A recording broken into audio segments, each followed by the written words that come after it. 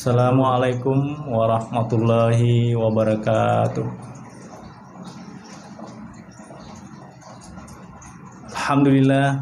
Alhamdulillah wassalatu wassalamu bihi wal mursalin wa ala alihi washabihi ajmain.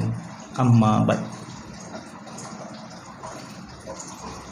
Perkenalkan, nama saya Icerwan. Biasa saya dipanggil di kampung saya, di jemaat saya dulu, Pak Mican. Dan asal saya dari Kepulauan Mentawai, Kabupaten Kepulauan Mentawai, Sumatera Barat, Padang.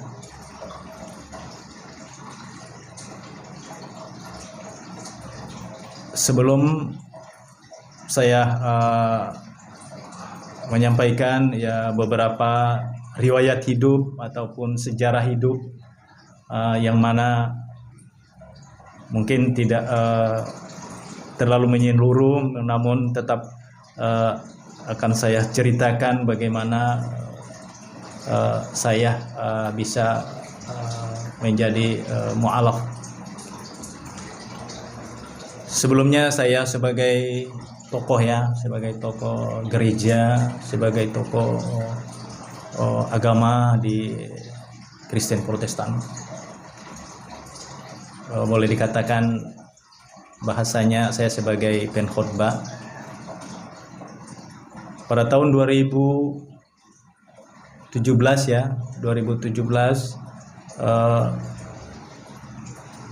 saya pada saat itu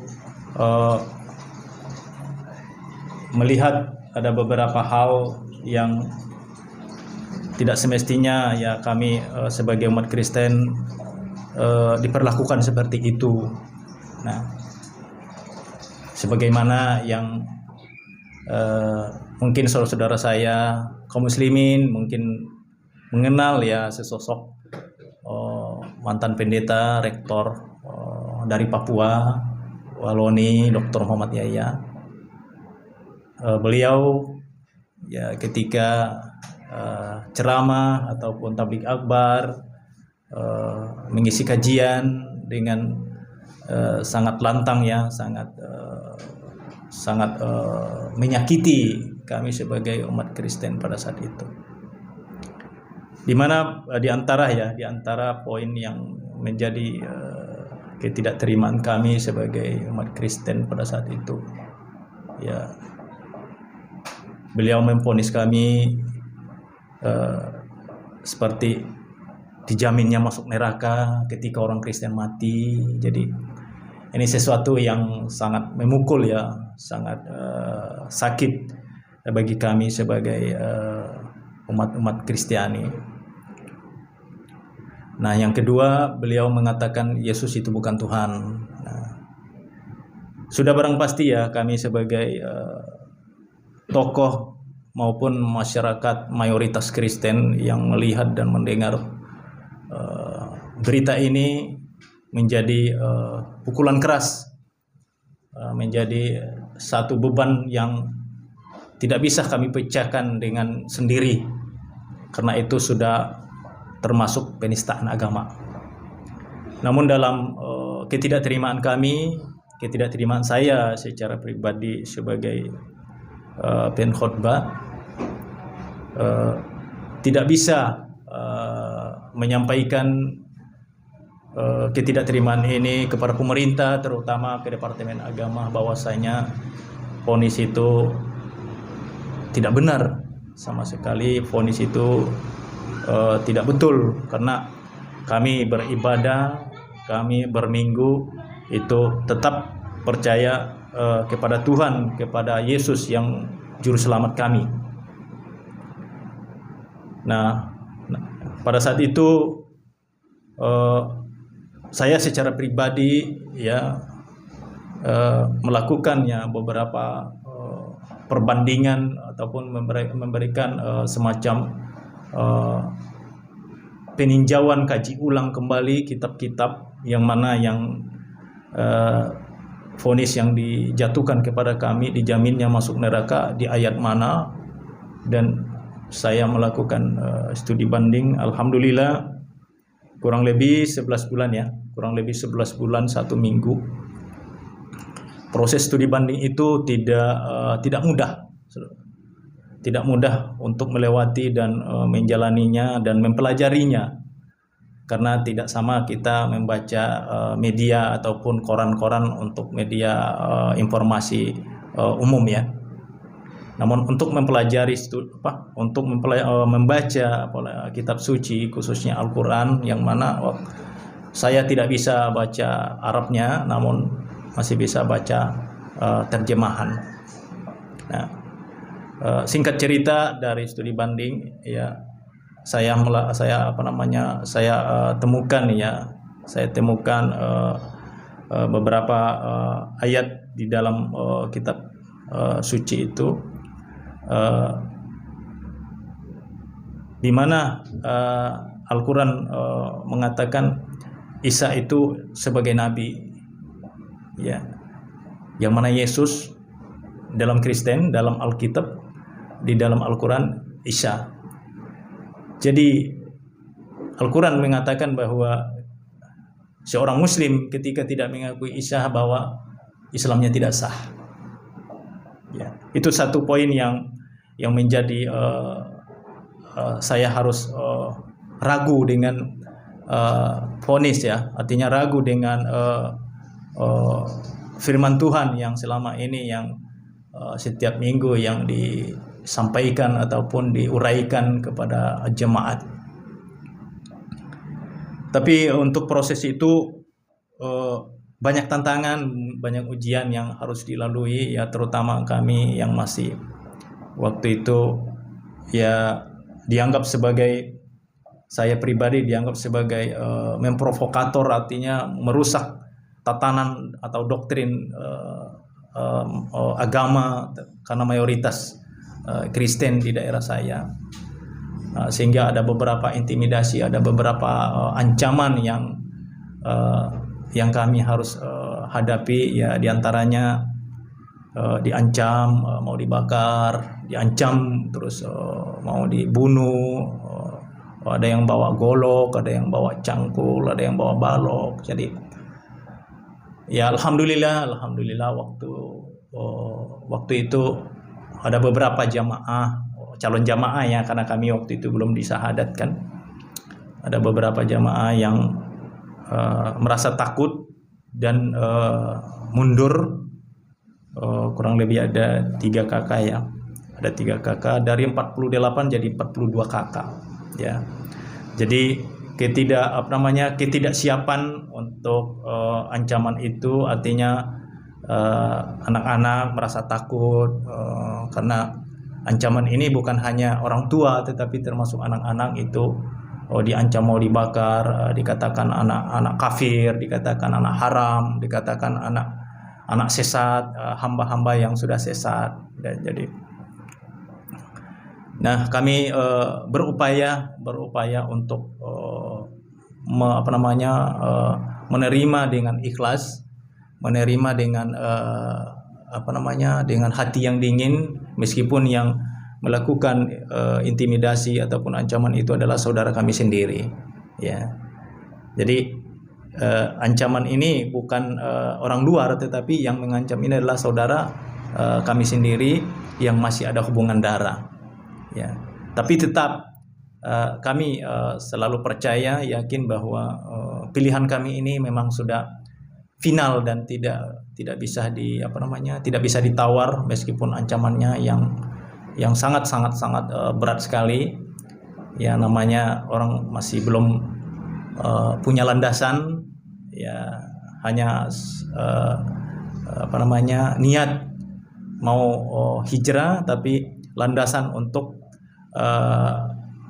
percaya diri bahwa hidup ini semuanya Allah yang mengatur, baik mati, jodoh, rezeki, itu semuanya Allah yang mengatur.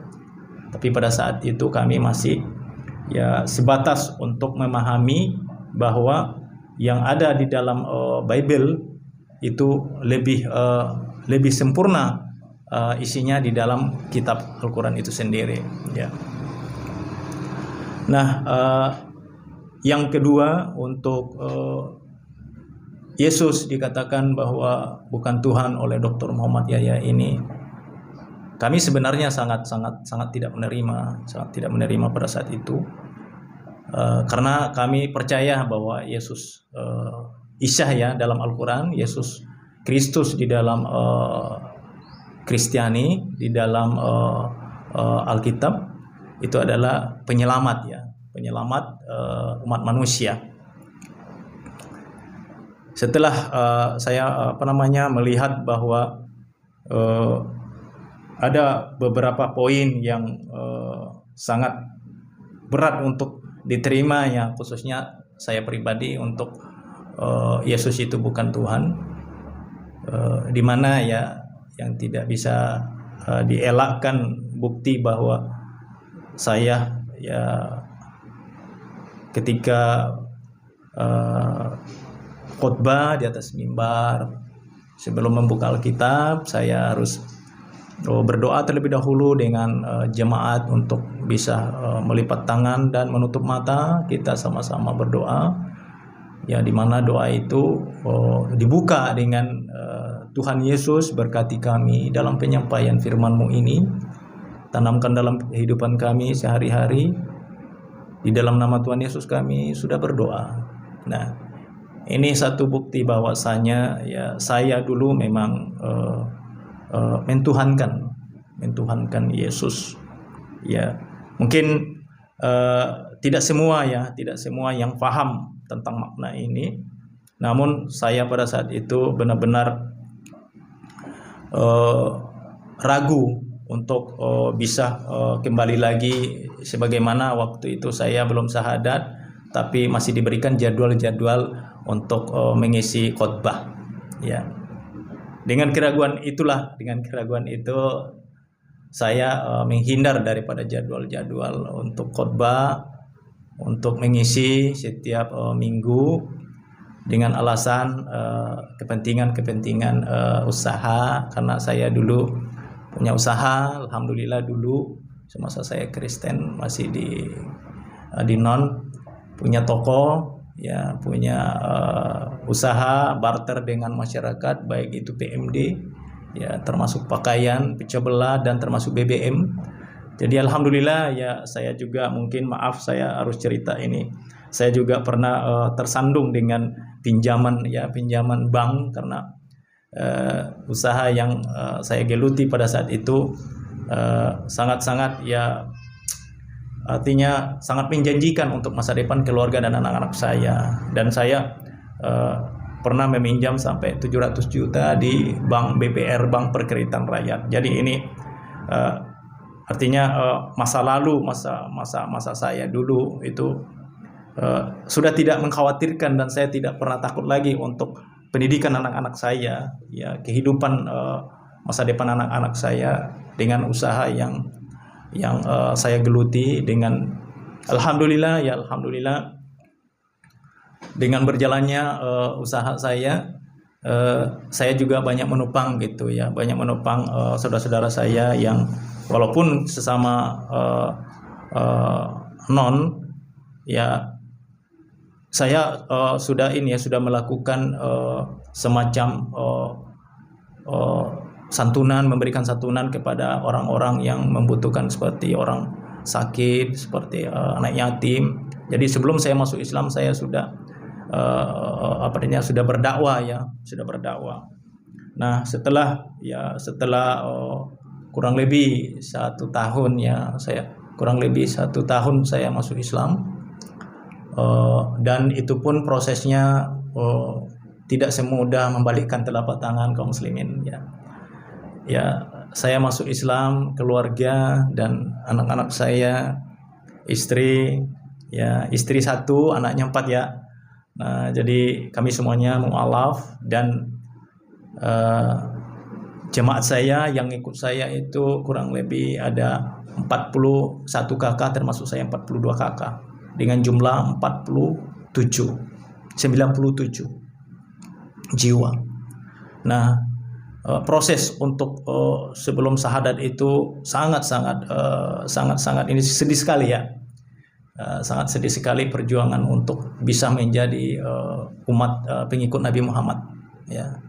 Jadi uraian ini, cerita ini benar-benar fakta dan realita yang saya sampaikan, saya ceritakan supaya kaum muslimin lebih mengambil hikmah daripada perjuangan Islam ya, perjuangan Islam itu sendiri. Nah, pada saat itu saya berusaha untuk meredam kondisi yang mana calon mu'alaf ini sudah resah, sudah diancam, dan ada juga yang sudah mulai pakai jilbab, ditarik jilbabnya. Jadi ini sangat menyedihkan sekali. Walaupun kami belum masuk Islam, jamaah yang calon mu'alaf sudah memakai jilbab, termasuk anak-anak. Nah, inilah yang memancing ya, yang memicu bahwa masyarakat itu sangat tidak menerima adanya orang-orang yang memakai jilbab dalam konteks dianggap sebagai teroris, ya, dianggap sebagai orang-orang yang menjadi duri bagi mayoritas non. Nah, kemudian untuk proses itu ya saya coba upayakan untuk tidak terpancing dengan hal-hal yang tidak kita inginkan. Saya upayakan mempercepat pengislaman, pensyahadatan dengan membuat permohonan di atas materai ya. Saya dengan tembusan termasuk ke Polsek juga, karena saya melihat kondisi sudah sangat ini sekali ya, sudah sangat meresahkan ya, sudah sangat mengkhawatirkan, sangat membahayakan bagi masyarakat luas, termasuk khususnya kami ya, calon mu'alaf. Nah, saya buat permohonan kepada DDI, Dewan Dakwah Indonesia, dan Kepala Pesantren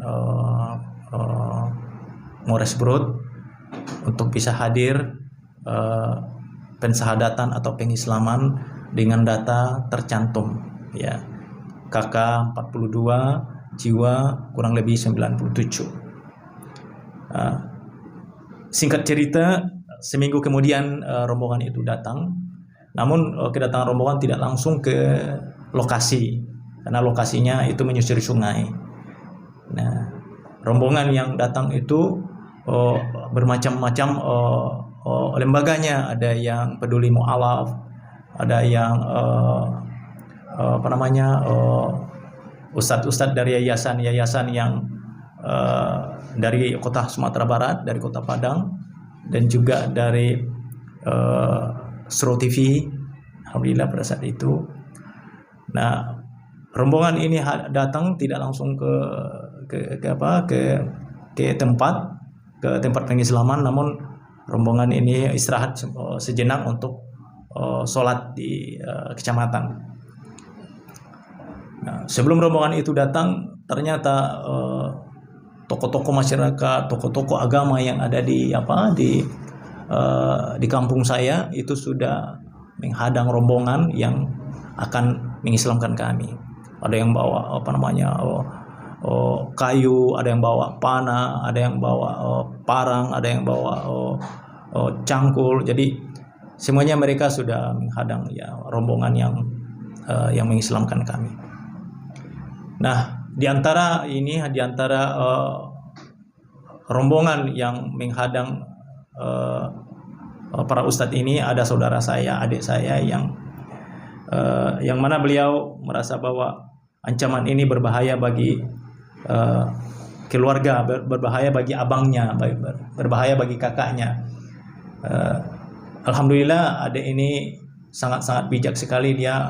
Dia tidak melihat agama, tapi dia melihat saudara, melihat hubungan kakak adik.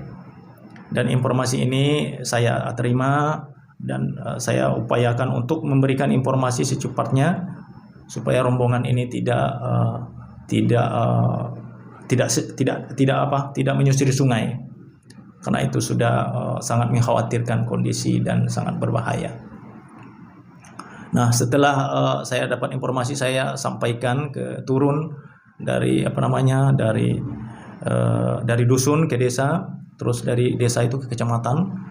Alhamdulillah itu ada jalan setapak bisa dilewati dengan kendaraan bermotor. Nah, setelah saya sampai di sana, alhamdulillah masih belum berangkat. Rombongan ini menyampaikan semacam ada surat jalan ke desa dan ke camat. Nah, rombongan ini tidak tahu bahwasanya sesungguhnya persoalan ini yang memprovokasi adalah instansi-instansi itu sendiri, termasuk desa dan camat pada saat itu. Saya nggak usah sebut namanya lah ya, nggak usah sebut namanya. Nah, dengan informasi itu rombongan yang mengislamkan itu menunda keberangkatan untuk tujuan pengislaman. Nah, saya sampaikan kepada rombongan bahwa ya saya mewakili calon mu'alaf yang ada di kampung saya.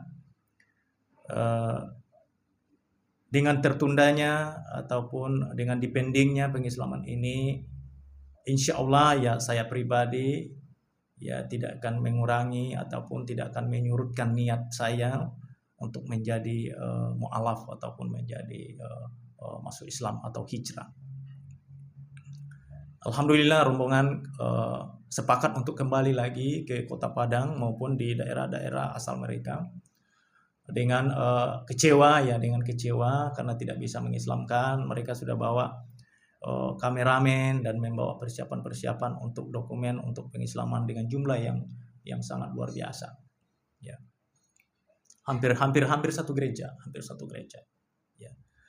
Jadi setelah tertundanya seminggu kemudian datanglah surat untuk memberitahukan kepada seluruh masyarakat di kampung saya, termasuk calon mu'alaf, untuk mengadakan pertemuan, mengadakan rapat ataupun difasilitasi oleh pihak-pihak pemerintah, termasuk Wakapolda Sumatera Barat. Waktu itu masih dipegang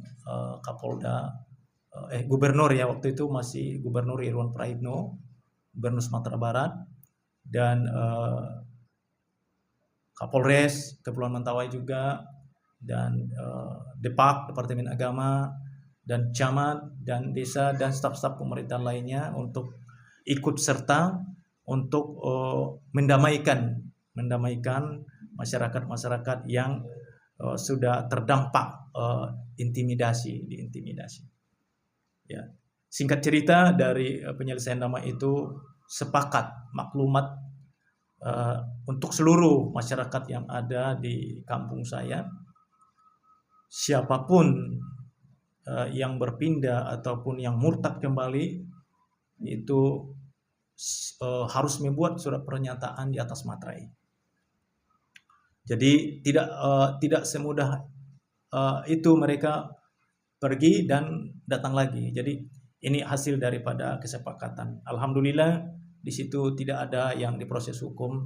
Sesungguhnya banyak hal yang saya yang ditunjuk sebagai pembicara untuk menyampaikan apa sebenarnya yang terjadi di tengah-tengah masyarakat maupun calon mu'alaf yang akan mau masuk Islam. Diancam selagi saya camat tidak akan mengizinkan adanya Islam di sini, apalagi adanya musola, adanya masjid. Jadi itu satu kutipan yang sangat berbahaya ya bagi diri beliau. Tapi saya tidak ungkapkan pada saat forum damai itu, karena saya punya alasan untuk menyelipkan kutipan itu. Bagaimanapun kami masuk Islam bukan mau memperpecah belah masyarakat, bukan mau mencari artinya permusuhan dengan saudara kami sendiri, apalagi pertumpahan darah, dan apalagi ada yang diproses hukum. Ya, baik itu masyarakat ataupun pemerintah yang melakukan intimidasi kepada kami. Nah, alhamdulillah ya hasil kesepakatan itu kami sepakati semua dan rombongan kembali ke kota Padang dan ke kecamatan dan kabupaten juga. Kami merasa terselamatkan dari ancaman intimidasi, tetapi itu tidak sepenuhnya dikatakan sudah kondusif ya, karena riak-riak masih selalu ada meskipun itu sudah dilakukan jalan damai. Nah, kami tetap istiqomah ya, kami tetap menerima dan tetap berupaya meredam dan sabar menghadapi saudara-saudara kami sendiri yang mengatakan kami ini adalah teroris, yang mengatakan kami ini adalah kafir, mengatakan kami ini adalah domba yang sesat. Jadi kami tetap menerima itu, dan saya pribadi sudah membayangkan dari jauh-jauh hari untuk bekal akan menerima ini gitu loh. Jadi bagi jamaah ataupun calon mu'alaf yang lain masih yang kesiapannya mungkin ya untuk menerima ataupun menghadapi ancaman itu sangat menakutkan ya, apalagi anak-anak ikut diancam, sehingga ada kurang lebih 3 kakak ya yang mundur. Ya, ada 3 kakak yang mundur. Dan yang 42 kakak ini alhamdulillah seminggu kemudian baru datang rombongan untuk pensahadatan. Alhamdulillah. Diselenggarakannya pengislaman itu di rumah pribadi saya, di toko saya punya toko waktu itu yang menjadi saksi pengislaman kami.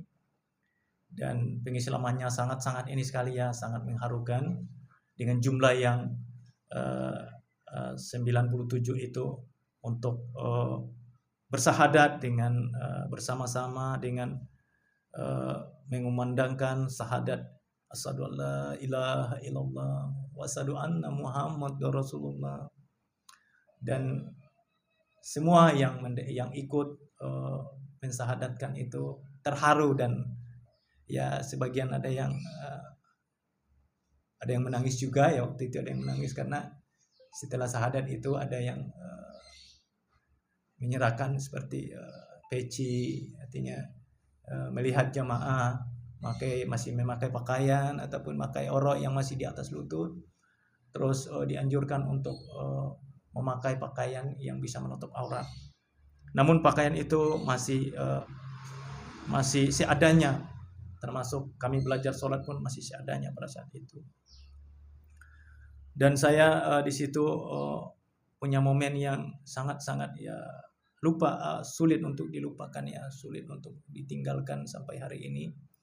Ketika para ustadz rombongan ini memberikan pakaiannya, artinya membuka jaketnya, menyerahkan kepada mu'alaf, artinya kita tidak pernah ketemu, kita tidak pernah kenal, tapi dalam dalam akidah ini sebegitu ininya ya, sebegitu dekatnya ya saudara kita yang dari kota, tidak kenal dengan mentawai, tidak kenal dengan mu'alaf, kondisinya, orangnya, tapi segitunya gitu untuk menyerahkan yang dia punya, yang mereka bawa, dan ada yang menyerahkan sandal. Jadi itu sesuatu yang sangat menjadi catatan di hari kami, menjadi catatan sejarah kami untuk menjadi mu'alaf sampai hari ini.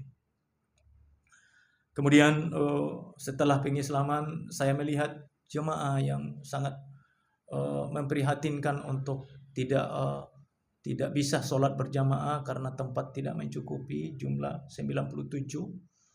Dan saya coba musyawarahkan dengan istri saya untuk bagaimana kita melihat mu'alaf yang sudah disahadatkan belum ada tempat beribadah. Ya, kami secara pribadi ya alhamdulillah waktu itu saya ada rezeki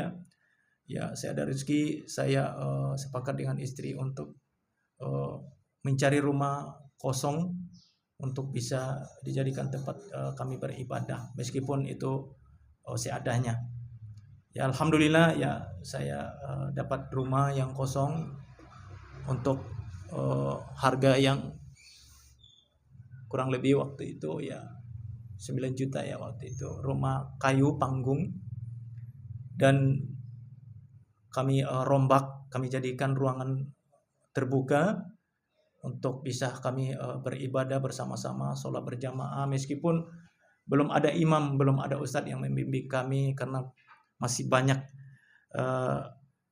masih banyaknya riak-riak yang menjadi kekhawatiran ya, kekhawatiran saudara-saudara kita yang mengislamkan kami. Bukan berarti tidak ada perhatian ya, bukan berarti tidak ada kepedulian untuk pendampingan ataupun pembinaan kepada mu'alaf.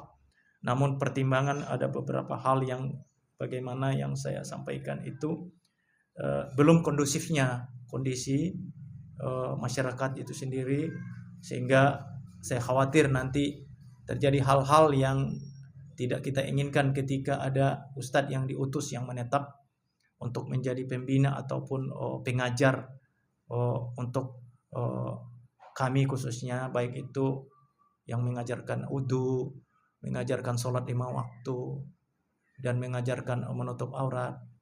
Dan itu semua kami belajar lewat VCD ya. VCD pada saat itu masih VCD. Kaset VCD diputar dan saya bisa memutar video itu dilihat oleh mu'alaf yang lain bahwa inilah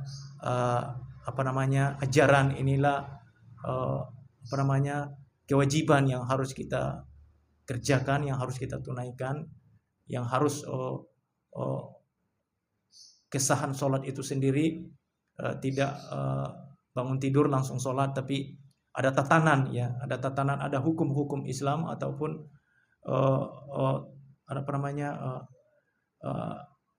ada kewajiban yang harus dilakukan sebelum itu beribadah ataupun sebelum sholat. Alhamdulillah waktu berlalu ya, hari demi hari ya, bulan demi bulan berlalu, kami juga belum ada yang membimbing, belum ada yang membina. Saya hubungi ya beberapa teman-teman yang saudara-saudara kita yang mengislamkan kami untuk bisa mendampingi ataupun mengajarkan beberapa mu'alaf untuk dikader minimal bisa menjadi imam bagi para mu'alaf ya. Ya alhamdulillah ya, diselenggarakannya pelatihan dai ya. Diselenggarakannya pelatihan dai bukan hanya di tempat kami tapi di seluruh titik mu'alaf yang ada di Kepulauan Mentawai, diambil satu-satu dari satu titik masjid untuk dikader, untuk menjadi imam, untuk menjadi pengayom minimalnya untuk bisa menyolatkan mayat ataupun memandikan mayat. Singkat cerita dari perjalanan itu, kami termasuk saya waktu itu dikader ya, dan teman-teman yang lain untuk bisa waktu itu ya, kami hanya ditekankan ya, waktu itu ditekankan dan diwajibkan harus bisa Al-Fatihah ya. Meskipun ayat pendek belum bisa, tapi Al-Fatihah adalah induk daripada kesahan sholat. Artinya kumpulan daripada Al-Quran adalah Al-Fatihah. Jadi kalau Al-Fatihah tidak sempurna maka sholatnya tidak sah. Jadi waktu itu kami sholatnya hanya Al-Fatihah, dan untuk ayat pendek hanya Bismillah, dan kami sangat khusyuk dan tidak ada yang tidak ada yang tertawa dan tidak ada yang mengolok-olok, karena di situ saya melihat bahwa kesungguhan para mu'alaf untuk berhijrah dengan alasan bahwa kita harus selamat dunia akhirat ya, dunia akhirat sebagaimana vonis yang dijatuhkan kepada kita oleh Muhammad Yahya ini. Nah, setelah kami sudah bisa sholat, sudah bisa, artinya imam itu hanya bisa Al-Fatihah Dan saya hanya bisa Al-Fatihah pada saat itu untuk mengimami 97 jamaah, ya, termasuk anak-anak. Nah, setelah berjalannya perjalanan hidup kami sebagai mu'alaf, saya melihat sisi lainnya, bahwa ada beberapa anak-anak kita ya, karena kami satu keluarga itu anaknya jarang yang di bawah 5, minimal itu 7, 9. Jadi ada anak-anak mu'alaf yang masih sekolah di TK Kristen. Nah, jadi ada namanya TK Pemulihan. Setiap anak-anak pergi sekolah, termasuk anak saya namanya Nataldo ya. Anak saya nama Nataldo, waktu itu sekolah TK di sana. Karena kami baru masuk Islam, anak-anak masih di situ semua sekolahnya. Ketika saya tanya anak saya pulang sekolah, Do, di sekolah belajar apa nak? Sebelum belajar ngapain aja gitu. Anak saya bilang, alhamdulillah anak saya sekarang di pondok tahfiz Quran. Alhamdulillah sekarang sudah 12 juz. Alhamdulillah. Sebelumnya masuk cuma Iqra 2 di pondok pesantren Dar Iman Sumatera Barat Padang di Surau TV ya.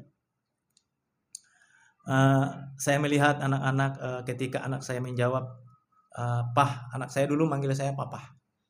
Ya, Papa, sebelum kami belajar, Pak, kami berdoa dulu. Ya. Saya mendengar gitu, saya mendengar cerita anak saya gitu. Kami berdoa disuruh lipat tangan gitu. Lipat tangan, tutup tangan. Doanya, Tuhan Yesus berkati kami, berikan kami ilmu yang bisa yang bisa bermanfaat untuk bisa merubah akhlak kami menjadi yang lebih baik. Di dalam nama Yesus, Tuhan Yesus kami berdoa, amin. Baru kami belajar, kata anak saya. Kaum muslimin, coba bayangkan gitu ya, seorang bapak, seorang muslim, anaknya masih sekolah di Kristen, dengan artinya dengan ajaran-ajaran yang belum bisa ditinggalkan, karena kami belum punya fasilitas pendidikan anak-anak yang namanya pendidikan TK Islam ya. Di sana saya terpanggil dan menjadi PR pribadi saya, dan saya tidak pernah, demi Allah saya tidak pernah membebankan jamaah atau mu'alaf yang persoalan-persoalan pendidikan maupun persoalan-persoalan tempat ibadah seperti yang saya ceritakan dari awal. Saya coba ceritakan lagi ke istri saya untuk kondisi ini, bagaimana tanggapan istri saya, keluarga saya mendengar cerita anak saya, bahwa apakah kita harus membiarkan gitu ya, membiarkan kondisi ini ya. Jangankan anak-anak mu'alaf yang lain, anak saya sendiri gitu masih belajar di TK Kristen Pemulihan, dengan tatanan, dengan pembelajaran masih sangat-sangat kental dengan doktrin. Saya waktu itu saya cerita ke istri, dan istri juga menjawab, kita harus berbuat. Kata istri saya, kita harus berbuat. Karena bagaimanapun kita di sini dianggap sebagai pelopor, dianggap sebagai yang dituakan di dalam organisasi kita. Maaf. Alhamdulillah kita dikasih rezeki oleh Allah, meskipun ini bukan rezeki semasa kita Islam, tapi ini rezeki dari semasa kami Kristennya. Dan maaf kata, untuk membeli 1 buah atau 2 buah rumah itu tidak akan mengurangi harta kami. Maaf, saya bukan ria. Ini hanya sejarah dan cerita. Dan alhamdulillah ya, kami sepakat sama istri beli rumah seperti tadi. Beli rumah kosong untuk dijadikan sebagai tempat pendidikan anak-anak TK. Supaya terpisah dari pendidikan yang